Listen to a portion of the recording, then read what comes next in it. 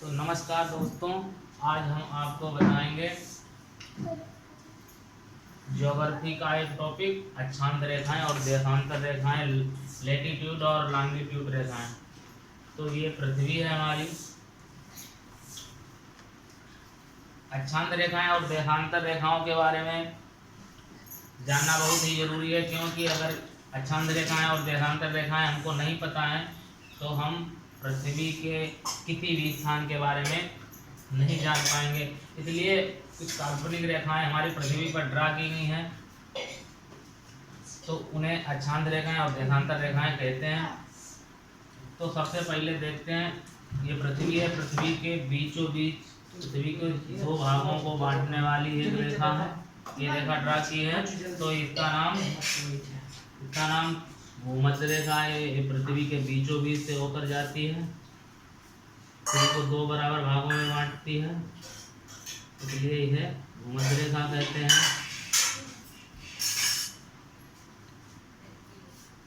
Equator, इसे equator भी कहते हैं, इक्वेटर।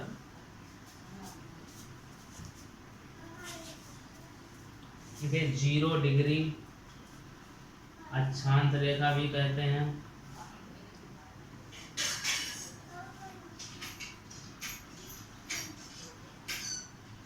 इसे 0 डिग्री अक्षांश रेखा कहते हैं। इसे विषुवत रेखा के नाम से भी जानते हैं।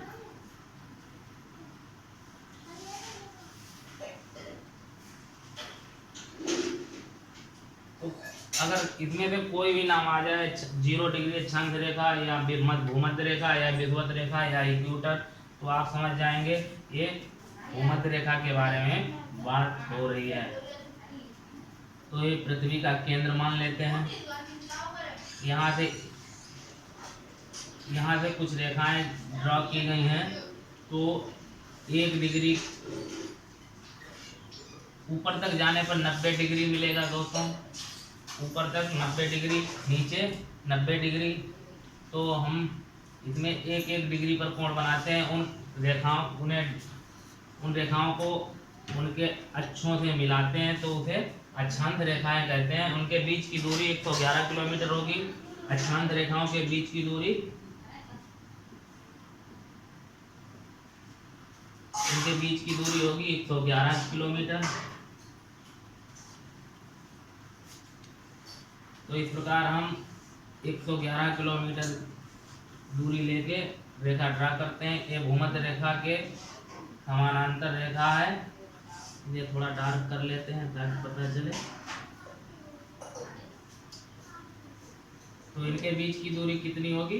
111 किलोमीटर। ये दूरी 111 किलोमीटर होगी। इसी प्रकार एक रेखा यहाँ पे ड्रा की गई है 23.5 अंश पे, 23.5 अंश पे एक ड्रा की गई। इसका नाम कर्क रेखा है, कर्क रेखा, ट्रॉपिक ऑफ कैंसर।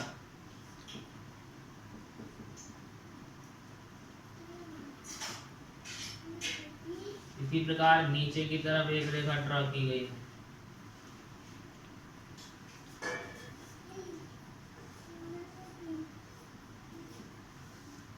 साढ़े 23 अंश पर, इसका नाम है मकर रेखा।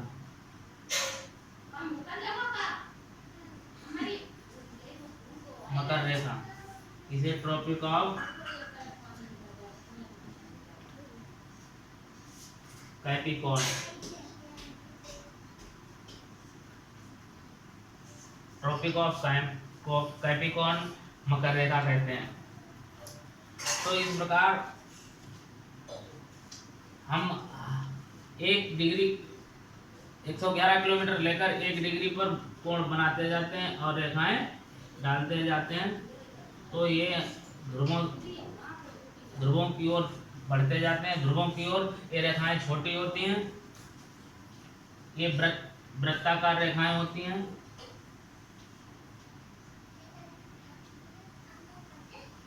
बनाते जाते हैं इस प्रकार।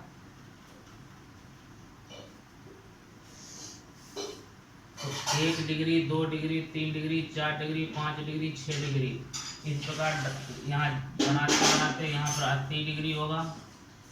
तो एक रेखा यहाँ ऊपर जाते जाते हमको ऐसे इनके बीच की दूरी 111 किलोमीटर, प्रत्येक रेखा के बीच की दूरी 11 किलोमीटर। यहाँ पे जाते जाते हमको 90 अंश पर जब जाएंगे 90 डिग्री पे, तो हमको रेखा नहीं, ये पॉइंट मिलेगा। इसी प्रकार ये नॉर्थ गोलार्ध है, ये साउथ गोलार्ध है, उत्तरी गोलार्ध, ये दक्षिणी गोलार्ध। इसे नॉर्थ हेमिस्फीयर कहते हैं, इसे साउथ हेमिस्फीयर, इसे नॉर्थ हेमिस्फीयर, इसे साउथ हेमिस्फीयर, उत्तरी गोलार्ध और दक्षिणी गोलार्ध। ये ऊपर का भाग है उत्तरी गोलार्ध।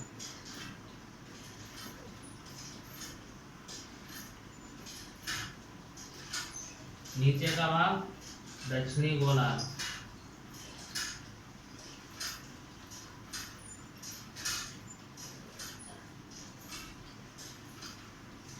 इसी प्रकार हम नीचे की तरफ भी रेखाएं ड्रा करते हैं।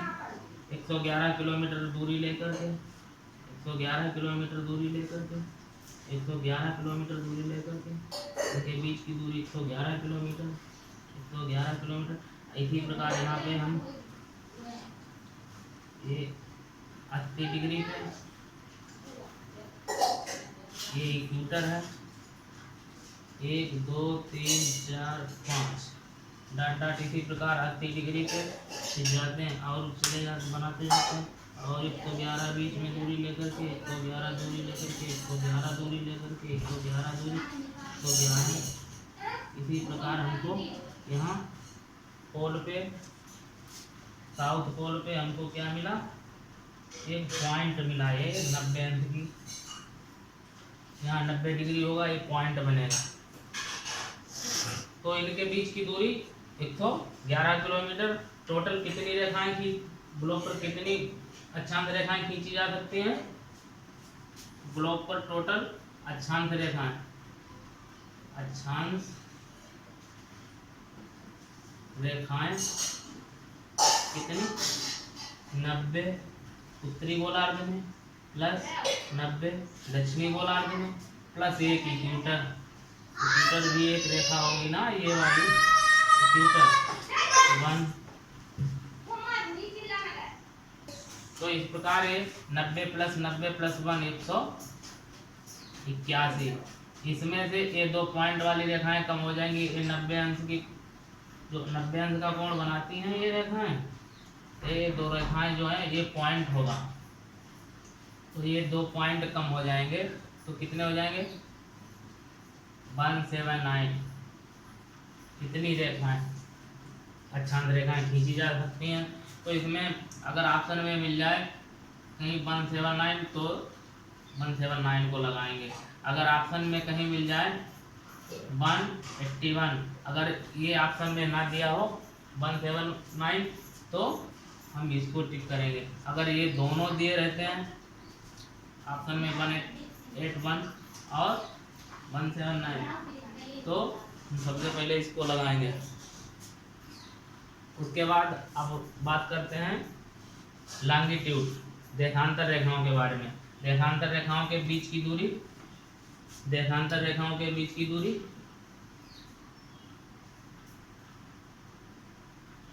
111.32 किलोमीटर।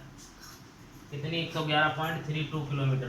तो इस प्रकार हम इस इक्वेटर लाइन पे 111 किलोमीटर, 111.32 किलोमीटर लेते हैं और एक रेखा ड्रा करते हैं इस प्रकार, नॉर्थ पोल से साउथ पोल की तरफ,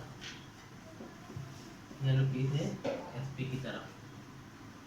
इनके बीच की दूरी 111.32 किलोमीटर, इनके बीच की दूरी 111.32 किलोमीटर। इस प्रकार कुछ रेखाएं ड्रा करते हैं। 111.32 किलोमीटर, 111.32 किलोमीटर।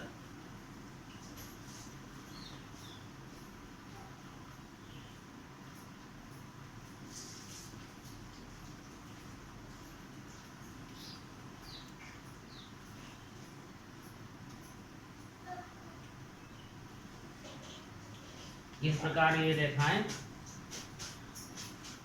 जो ऊर्ध्वाधर रेखाएं हैं ऊपर से नीचे की ओर, ये देशांतर रेखाएं हैं लॉन्गिट्यूड। तो इनके बीच की दूरी 111.32 किलोमीटर।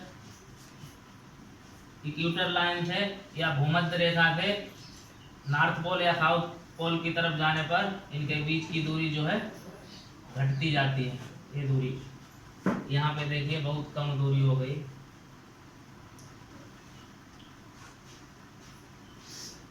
इस प्रकार ये हमने अक्षांश रेखाएं और देशांतर रेखाओं के बारे में अच्छे से समझ लिया।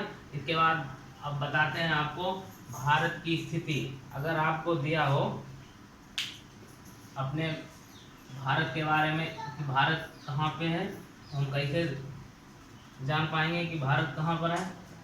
भारत का विस्तार, ये ऊपर वाला पोल नॉर्थ पोल, नीचे वाला ऊपर वाला नॉर्थ पोल, नीचे साउथ पोल। उसके बाद में ये उत्तरी गोलार्ध इसे कहते हैं, इसे दक्षिणी गोलार्ध कहते हैं। तो अगर दिया हो यन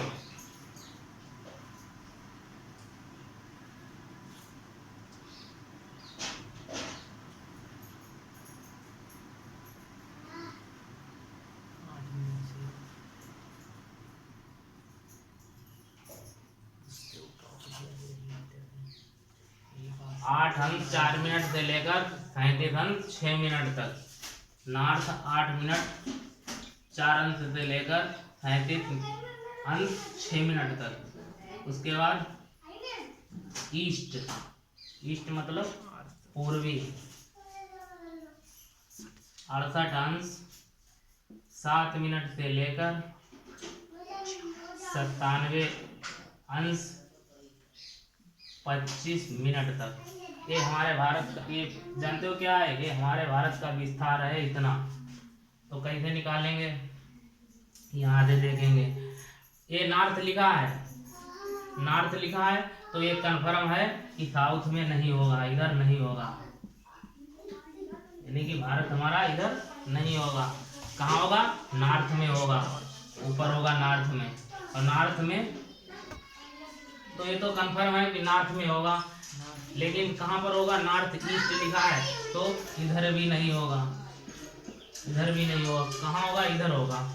तो इधर कहाँ से, नॉर्थ में 8 डिग्री 4 मिनट, 8 डिग्री यहाँ कहीं से। और ये रेखा जो पड़ी है 23.5 अंश की, ये हमारे भारत को 2 भागों में बांटती है। इस प्रकार यहाँ से हमारे भारत का विस्तार कुछ शुरू होगा, यहाँ से लगभग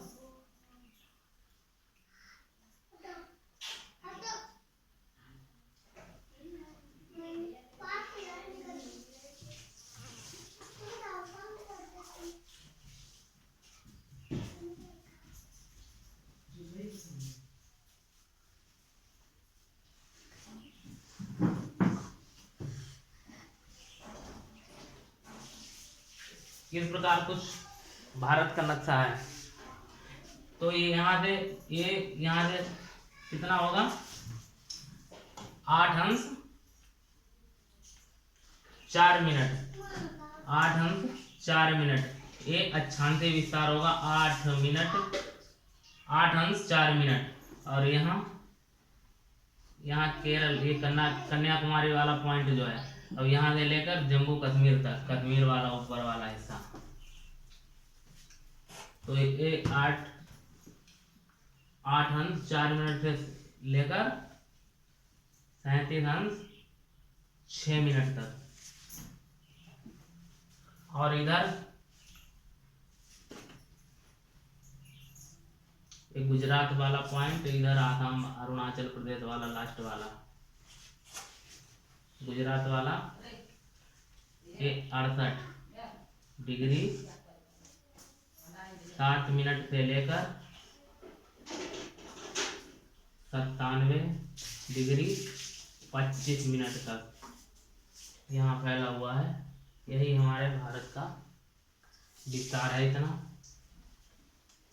उसके बाद अगर पूछा जाए कि हमारा ये कौन से गोलार्ध में और कहाँ पर स्थित है, तो समझ जाएंगे कि उत्तरी गोलार्ध ऊपर की तरफ है, इसलिए उत्तरी गोलार्ध में,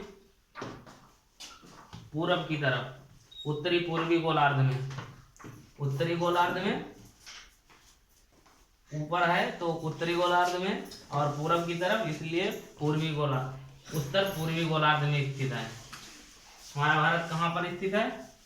उत्तरी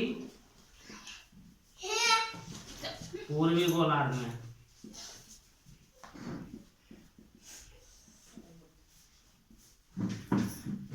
तो इस प्रकार हम अपने भारत के बारे में जान चुके हैं कहाँ पर स्थित है, और इसी प्रकार और भी कहीं पर अगर कोई चीज आपको पता करनी हो तो अक्षांश रेखाएं और देशांतर रेखाओं के बारे में जब तक नहीं जानते तब तक नहीं क्लियर कर पाएंगे कहाँ पर कौन सा स्थान है। इसलिए आई होप आप लोग समझ चुके होंगे। अगर कोई डाउट है तो आप हमें कमेंट करके ये बताइए कि हमें जो आपके डाउट होंगे हम 100% क्लियर करके देंगे। तो इसलिए जय हिंद दोस्तों, मिलेंगे अगले वीडियो में नेक्स्ट।